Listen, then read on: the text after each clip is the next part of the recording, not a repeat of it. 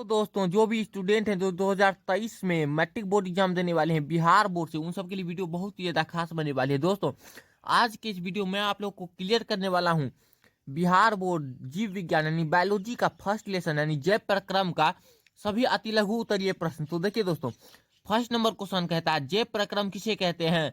इसका उत्तर हो जाएगा वे सारी क्रियाएं जिसके द्वारा जीव का अनुरक्षण होता है जैव प्रक्रम कहलाती है। देखिए दोस्तों, 2 नंबर क्वेश्चन क्या कहता है। 2 नंबर क्वेश्चन है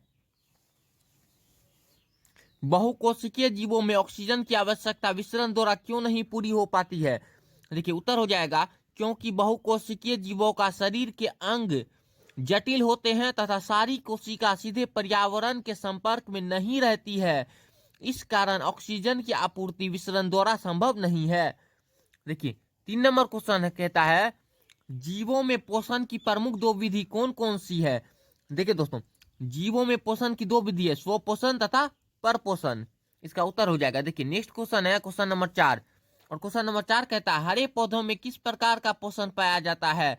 तो हरे पौधों में पाया जाता है स्वपोषी पोषण। इसका उत्तर हो जाएगा। देखिए नेक्स्ट क्वेश्चन है जंतुओं में पोषण की कौन सी विधि पाया जाता है। तो जंतुओं में पोषण की परपोषण विधि पाया जाता है, यानी इसका उत्तर हो जाएगा परपोषण। देखिए नेक्स्ट क्वेश्चन कहता है 3 प्रकार की परपोषण विधियों के नाम लिखें। इसका उत्तर हो जाएगा मृत जीवी पोषण, परजीवी पोषण तथा प्राणी संपोषण। देखिए नेक्स्ट क्वेश्चन है क्वेश्चन नंबर 7, संपूर्ण प्रकाश संश्लेषण की प्रक्रिया का रासायनिक समीकरण लिखें। यानी प्रकाश संश्लेषण की प्रक्रिया का रासायनिक समीकरण लिखने बोल रहा है। देखिए इसका उत्तर हो जाएगा 6CO2 + 12H2O। इससे ये अभी कारक है और फिर प्रतिफल हुआ C6H12O6 + 6O2 + 6H2O। यही इसका आंसर हो जाएगा। आप लोग को उत्तर देखिए यही लिखना है। देखिए नेक्स्ट क्वेश्चन है क्वेश्चन नंबर 8। देखिए क्वेश्चन नंबर 8 क्या कहता है प्रकाश संश्लेषण की प्रक्रिया में उपोत्पाद के रूप में क्या बनता है।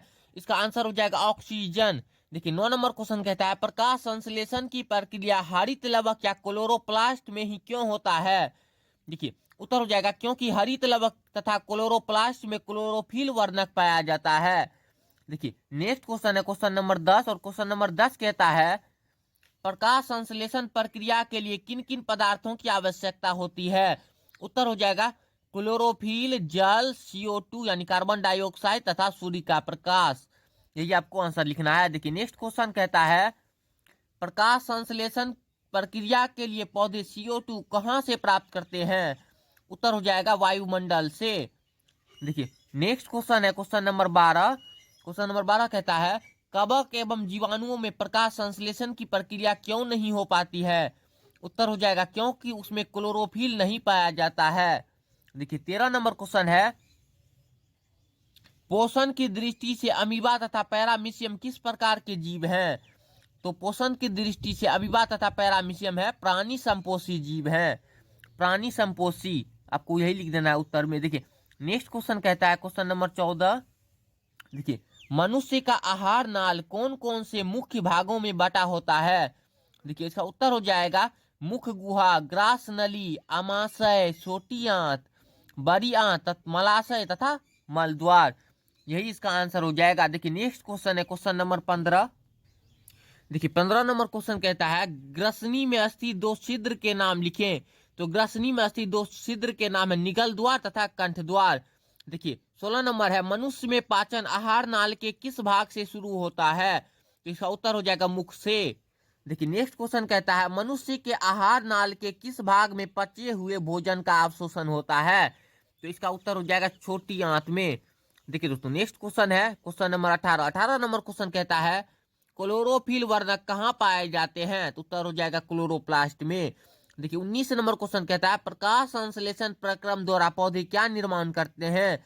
उत्तर हो जाएगा भोजन निर्माण करते हैं, भोजन निर्माण। देखिए 20 नंबर क्वेश्चन कहता है मृत जीवी को क्या कहा जाता है। तो मृत जीवी को कहा जाता है अपघटक। उत्तर हो जाएगा अपघटक। देखिए 21 नंबर क्वेश्चन है जिस जीव के शरीर से परजीवी अपना भोजन प्राप्त करते हैं वे जीव क्या कहलाते हैं। देखिए उत्तर हो जाएगा वे जीव पोषी कहलाते हैं। उत्तर हो जाएगा वे जीव पोषी कहलाते हैं। देखिए नेक्स्ट क्वेश्चन है क्वेश्चन नंबर 22। देखिए क्वेश्चन नंबर 22 क्या कहता है गोबर छत्ता में किस प्रकार का पोषण पाया जाता है? उत्तर हो जाएगा मृतजीवी पोषण पाया जाता है गोबर छत्ता में। देखिए नेक्स्ट क्वेश्चन है क्वेश्चन नंबर 23, और क्वेश्चन नंबर 23 कहता है पत्तियों का कौन सा अंग CO2 युक्त वायु का प्रवेश द्वार है? तो पत्तियों में पाया जाने वाला रंध्र, इसका आंसर हो जाएगा रंध्र। देखिए 24 नंबर क्वेश्चन है पोषण की दृष्टि से जंतुओं को क्या कहा जाता है? उत्तर हो जाएगा परपोषी कहा जाता है। देखिए नेक्स्ट क्वेश्चन है अमीबा में भोजन का पाचन कहाँ होता है? तो अमीबा में भोजन का पाचन होता है रसधानी में। उत्तर हो जाएगा रसधानी में। देखिए नेक्स्ट क्वेश्चन है क्वेश्चन नंबर 26, और 26 नंबर क्वेश्चन कहता है मनुष्य में पाचन के लिए विशेष अंग को क्या कहते हैं? उत्तर हो जाएगा आहार नाल। देखिए 27 नंबर क्वेश्चन कहता है 27 नंबर मनुष्य के जीभ के ऊपरी सतह पर पाए जाने वाली संरचना को क्या कहते हैं?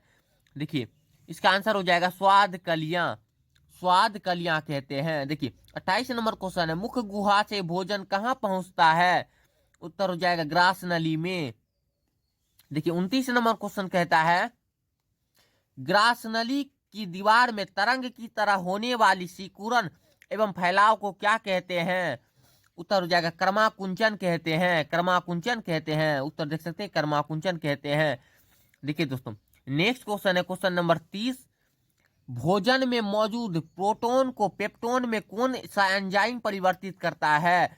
उत्तर हो जाएगा पेप्सिन एंजाइम, जो भोजन में मौजूद प्रोटोन को पेप्टोन में परिवर्तित कर देता है यानी बदल देता है। देखिए नेक्स्ट क्वेश्चन है क्वेश्चन नंबर 31, और 31 नंबर क्वेश्चन कहता है आहार नाल के सबसे लंबे भाग को क्या कहते हैं?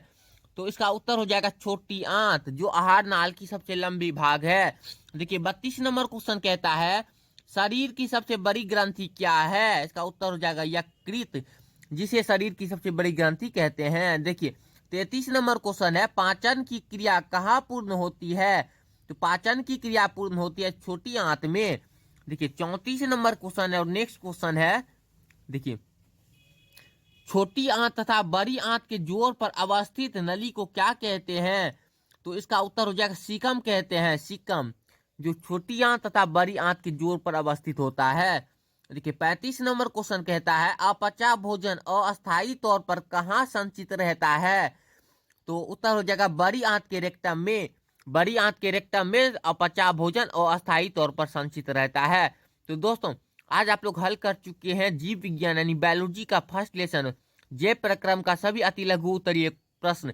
नेक्स्ट वीडियो आएगा आप लोग को जीव विज्ञान यानी बायोलॉजी का सभी लघु उत्तरीय प्रश्न और दीर्घ उत्तरीय प्रश्न पे। तो आप लोग चैनल को सब्सक्राइब करके बेल आइकन को ऑन कर लीजिएगा और वीडियो को लाइक करना मत भूलिएगा। तो जल्द ही मिलते हैं नेक्स्ट वीडियो में, तब तक के लिए जय हिंद, वंदे मातरम।